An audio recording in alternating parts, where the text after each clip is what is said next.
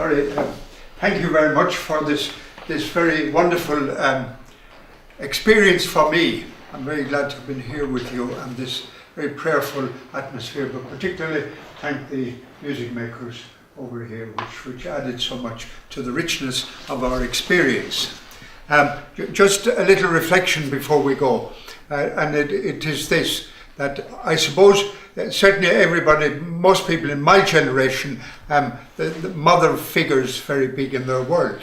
In the modern world I'm not quite so certain, but for most people the mother is a very big item in the world, and that was true about St. John Bosco.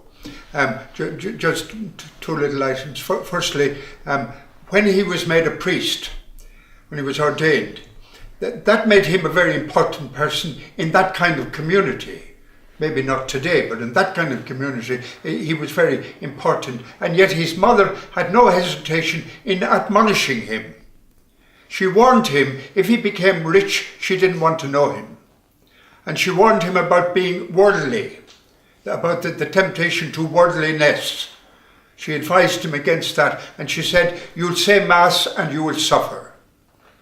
And it's remarkably extraordinary for a woman who could neither read nor write, you know, and a country person, very limited experience, and yet this was the role she played when he was ordained.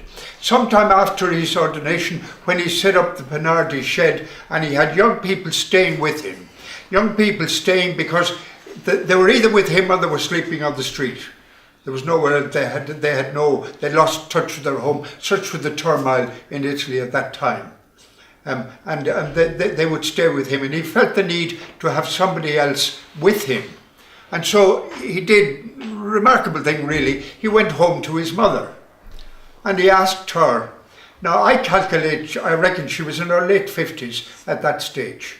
He asked her to leave the security of her home. She was living now with the other son, with Joseph, at that stage. To leave the security of her home and to come into the big city and work with him. And she did that. But before she did, she sold her remaining treasure, her wedding dress.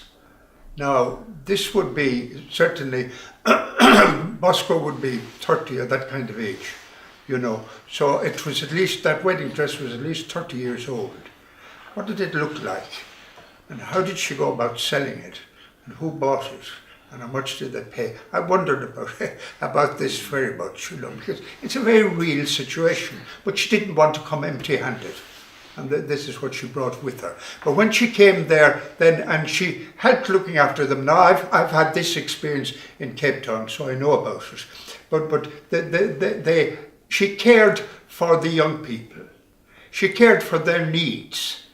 If they were sick and that sort of thing, she looked after them. But one thing that she did every day, every night, before they would go to sleep, she'd give them a little talk.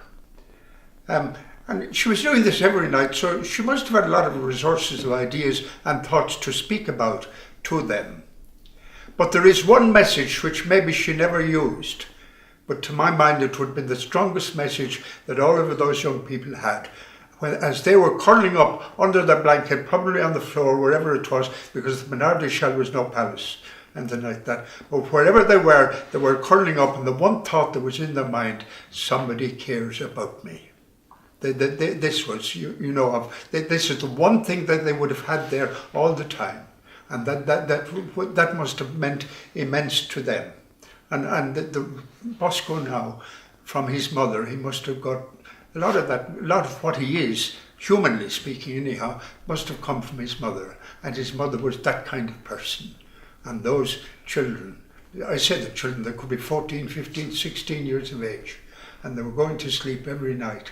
And with that thought in their mind, somebody cares about me.